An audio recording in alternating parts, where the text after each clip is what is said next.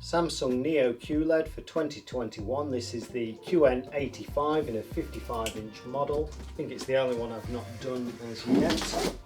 At some point I will timestamp down in the description just bits and bobs like dimensions, measurements. So we can see we've got part of the pedestal stand, quick setup guide, and I think that's the remote and instruction book pack. Remote and instruction book pack, pedestal neck, quick setup guide, pulley out,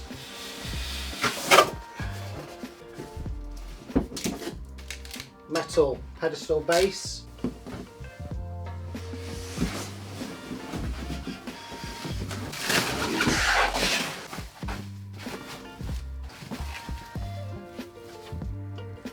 just a quick close-up of the screen itself. It's much thinner than the Q80, so spec wise it should fall somewhere between the Q80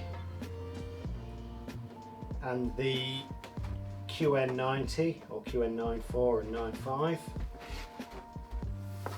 Let's a quick look at the back as well. Remote control and instruction book pack.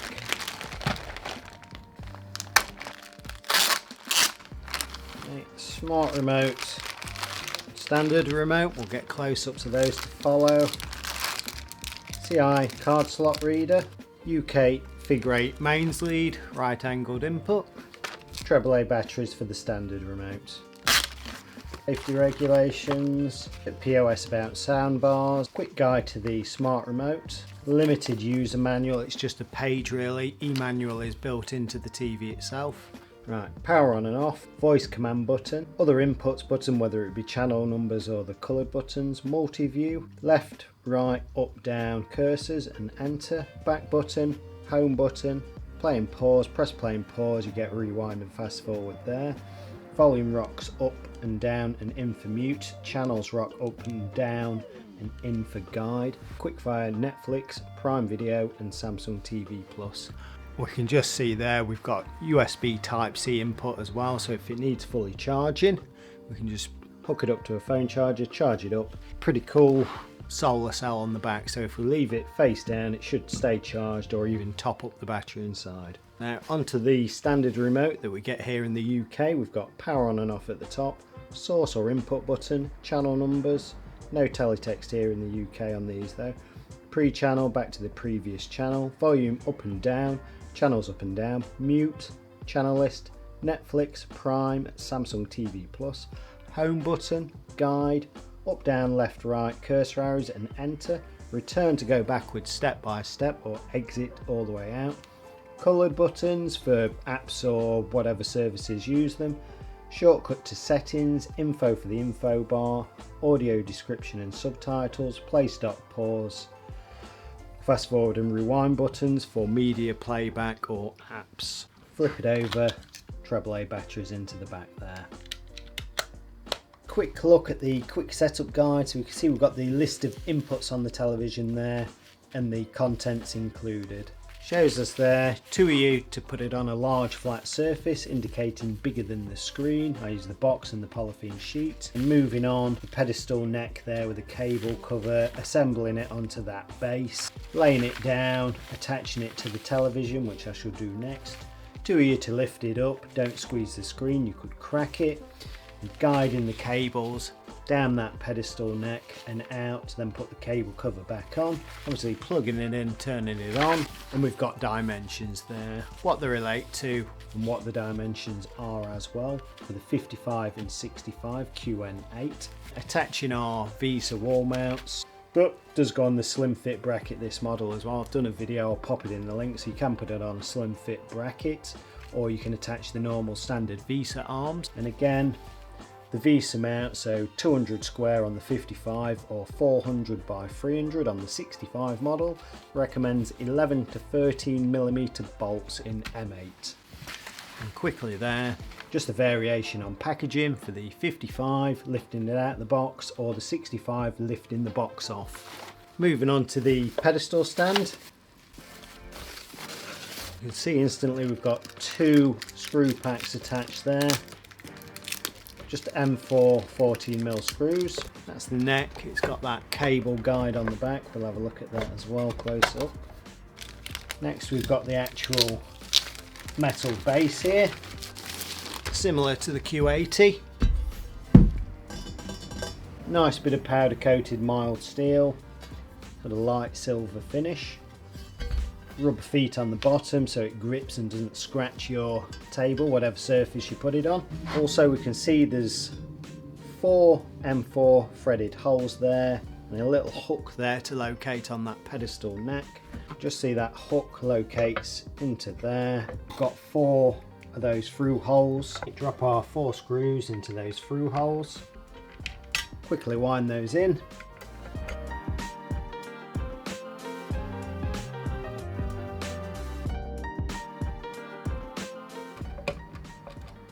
We can just see here, this bit's going to be attached to the back of the TV, so we can guide the cables down this neck and out here. Then we've got the cable cover that just slots over the top. So cable's in there, out of the hole there. Okay, now got the TV laid on a large flat surface, being the box and the polythene sheet. I'll just zoom in on that part. We've got 2 slots there for the stand to locate, 4 more threaded holes, 2 tabs at the top of the pedestal, so they just tilt it and slot it in, 4 screws into the holes. Quickly wind those in.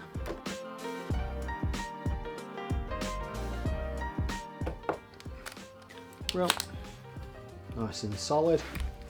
Okay, so while I got the TV laid flat, we'll just have a quick look at these grooves that we can see running down the back. Purpose of those being to pop into there. So that's my figure 8 mains lead going in.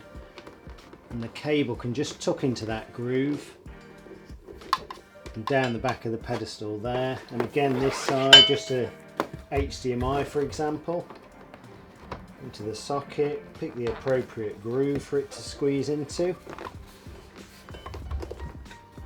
And again, just pop that cable cover back on. There we go.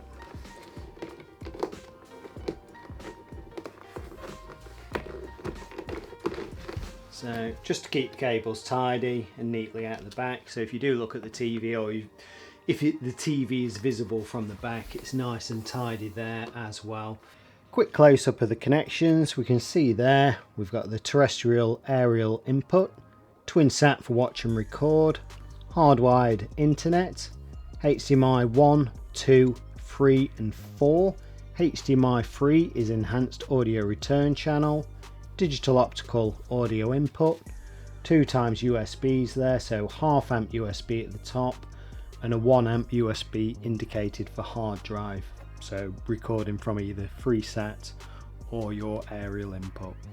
Onto the dimensions. We'll get the pedestal base first. Nice and narrow pedestal base. It's 39 centimeters wide, or just under 15.5 inches.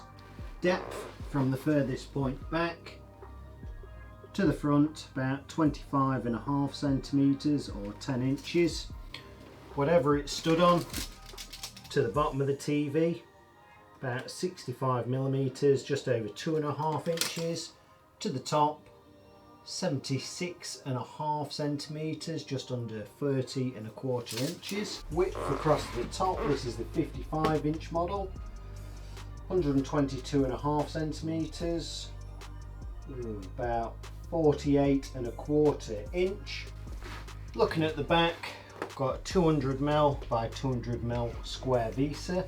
From the bottom of the TV to the centre of the lowest visa mount hole, it is 260mm or 26 centimeters.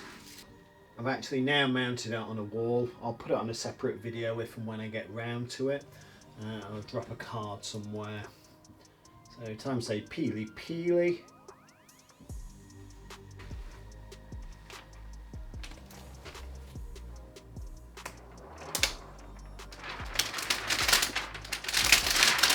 Nice immaculate screen underneath. I've connected wired internet, mains and aerial.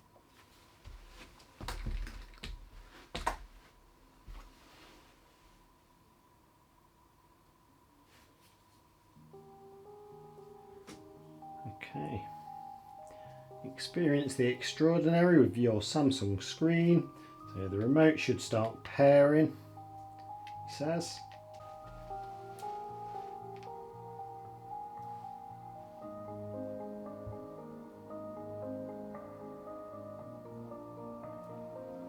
Okay, paired up. So it gives me two options there. Set up from your smartphone, it will transfer Samsung account details, Wi-Fi, etc. This is in the store. I'm going to go step by step. UK, pop your pin in for later setups. It tells me there I've got a terrestrial aerial connected, so if you do have other devices, turn them on now. It should detect and identify them. So terrestrial and digital.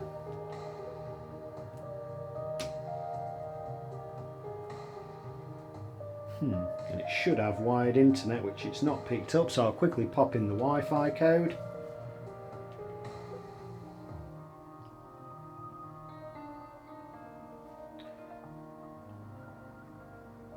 Okay, so I'm going to agree to all and say OK.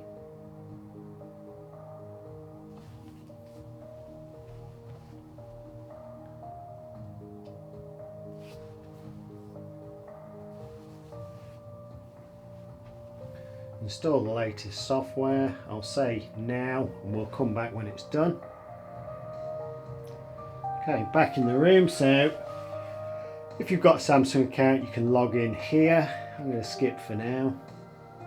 Pop your postcode in for regional programming. So select your region. This is important. It's where your aerial is facing. Quick summary there of what we've got: channels and wireless. Select your voice command. I may do Bixby later just so we can use it for demos. I'll say later for now. Quicker way of linking your app, so you could go to Prime there, gives you a code, pop the code in on your phone. If that's logged in, it connects it to your Amazon account. And there you can pre-install some apps as well.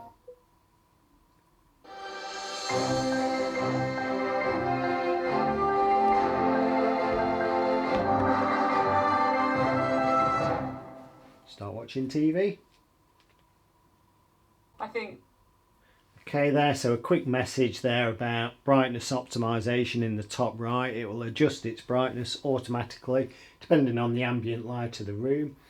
And in the background it's telling us about intelligent mode, so it should optimize the sound and picture to the content you're watching to give you the best picture and sound. Some stuff it works well on, some stuff not so well. So I'm not going to do that for now. We're going to go to standard picture mode, zoom in the background. So while we've got that in the background, I'm just going to pop to the settings quickly and do the Eco. So down to general, down to power and energy saving. Brightness optimization we can leave on for now. That's the automatic brightness adjustment. Motion lighting I'm going to turn off because it may dim the picture to save power.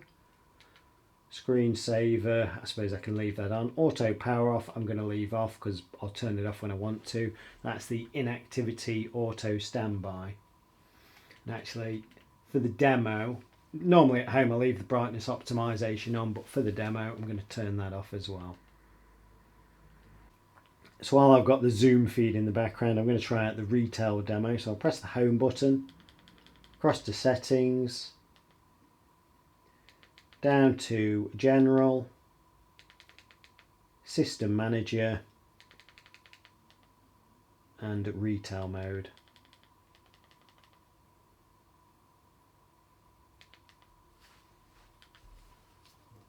We have increasingly over the years focused on covert operations and paramilitary operations, and there is a little bit of a lost art.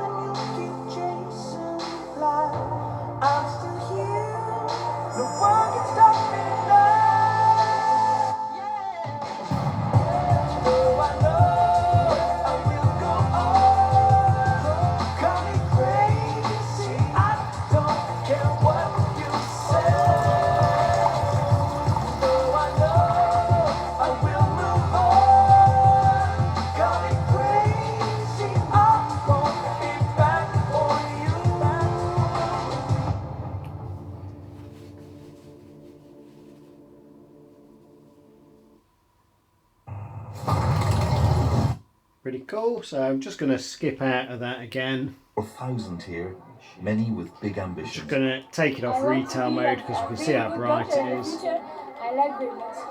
Oh, utterly brilliant machine. You know, her English skills and her ambitions and her joie de vivre. She just wants to live, become a doctor. Back in Warwickshire, we had news of the school for the Lewises.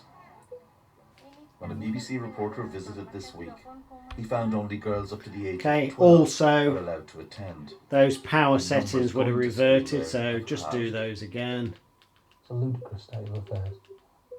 And again, you're taking people up to a certain age and then snatching that opportunity away from them. How are they going to rebuild a country when all the girls are educated to just one level? That word, Afghanistan, what does it mean to you? Waste comes to mind. I'm going to shut my mouth and turn it up so we can have a look at standard TV footage and hear the sound. But you just have to hope that somewhere in all that is the Afghan people are strong enough to get over it somehow. And how much longer that'll take, who knows? The Lewises say Conrad died fighting for what he believed in. But they also know now what it is to raise a child, to see them through the joy and challenge of life, and then to see them changed by war, lost to war. Fergal Keane, BBC News. Yeah, such a painful anniversary tomorrow for the Lewises and so many veterans and their families. A lot to process. Plenty more on that on the BBC website. Now, Antarctica is one of the coldest places on Earth, but these past 6 months, the South Pole has been particularly cold, which might surprise you because elsewhere, as we've well documented on this programme, the Northern Hemisphere has been sweltering in searing temperatures. In fact, July through August was some of the hottest weeks on record, and yet further south, contrary to what we've been warned about the ice sheets, they've been expanding in size to their 5th highest level on record. So what's going on? I'm joined now by Matthew Lazara, professor at Madison College, and he's a senior scientist at the University of Wisconsin-Madison. Pretty cool. So I'm going to go onto YouTube and try a demo there. Somewhere. Go the right way.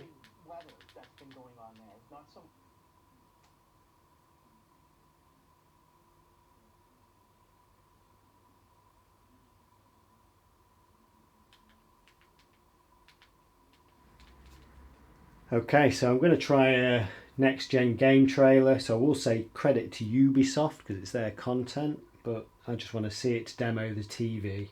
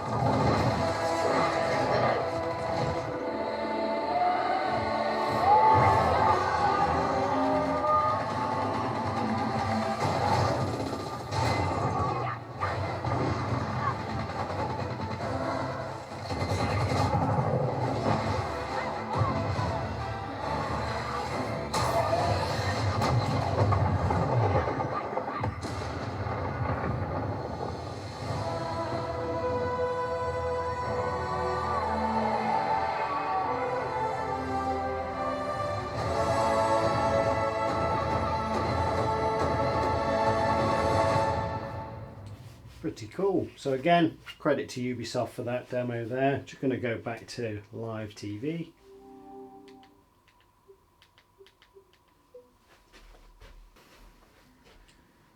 Okay, so back to live TV. Just going to go to the home menu before I go, have a quick look through that. So all the way to the left, see I've got the settings there. Above there, e-manual, that's the electronic manual built in, intelligent mode on or off, quick access to your picture modes and sound modes.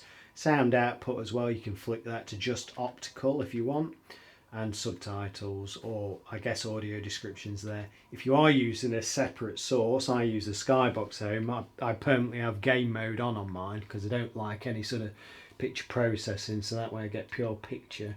But anyway, onto there we've got the sources or inputs. Digital butler, connect with the smart devices around your home. Search apps for more apps from their app store. Multi-view, ambient mode to have your screensavers in the background when you turn it off, and the weather and date and so on. Advert, home, Samsung TV Plus, that's Samsung's on-demand TV service. Live TV, which is the source in the background. Netflix, Prime, BBC iPlayer, ITV Hub, Disney Plus, Now TV, Rakuten, YouTube, Discovery Plus, all four. Samsung Health, do your yoga, Pilates and all that business in front of the TV to stay healthy. Apple TV, you've also got Apple sort of your screen mirroring from your Apple devices built in as well. Internet browser, connect your Bluetooth wireless keyboard for basic internet browsing.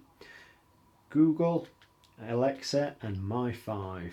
So also that Bixby built in. Sign in your Samsung account, you can use the voice command button to search YouTube videos or search the web for basic things. That is pretty much it, so I'll say goodbye for now. Good